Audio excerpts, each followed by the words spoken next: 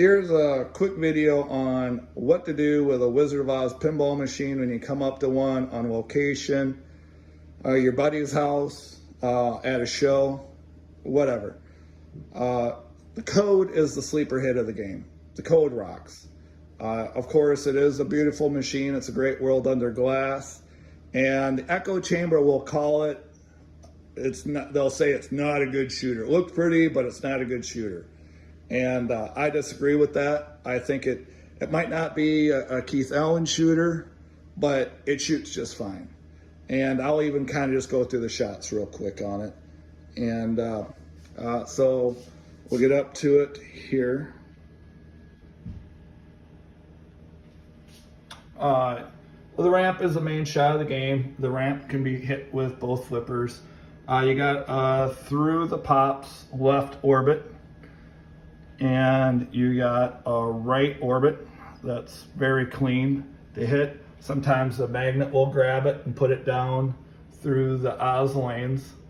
And rainbow targets are pretty important here. And then you also have a witch big target there that the third flipper really helps to bash the witch. The upper play fields, this is like a bash type upper play field where you hit the targets and you hit the doors and they will open up, and there's a saucer behind the doors, and that's how you start rescue multi-ball. And then this is a looping play field that it just, your goal is to loop it. And the trick is you get a solid hit on it and then hold the flipper. And it will usually go around one additional time. So you hit it, hold the flipper, and it'll go around again, slows down so you can get a nice clean shot, hold it, and let it go around once additional, and kind of get your timing down, and you can usually spell rainbow with one good hit when you get to that part in the code. Admittedly, it is not a very intuitive code, but I think that's why Keith Johnson put it into the attract mode screen. So once you understand it, it rocks.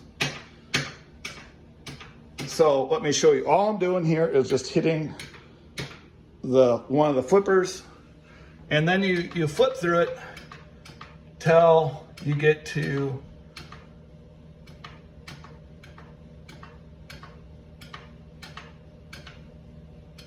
this screen.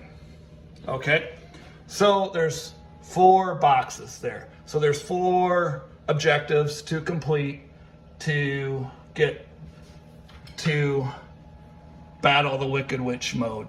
So one of them to get, you don't have to do them in any order, or you can do them in any order, is you want to start rescue multi-ball. Start rescue multi-ball, it actually even shows you how to do it and the path.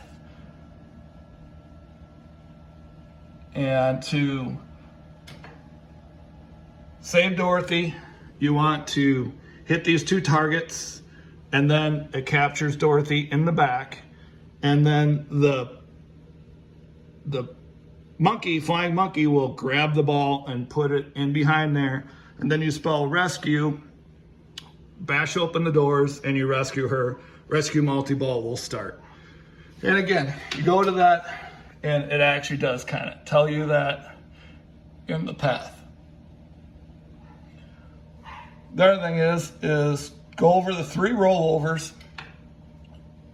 which are the 3 character rollovers, and you spell out Tin Man, Scarecrow, and Lion, and that will light your locks for Emerald City Multi-Ball.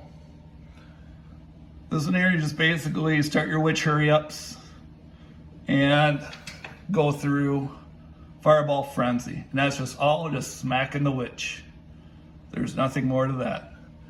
This one here is basically you spell the rainbow targets, which are right down there, and you can spell them in any order. Then it's a twister is lit, which is underneath the ramp. Spin the house, which I already explained, kind of the hold the flipper technique. Start the munchkin mode, and basically you do them 4 things. Now, what makes it kind of confusing is I'll start a game here, is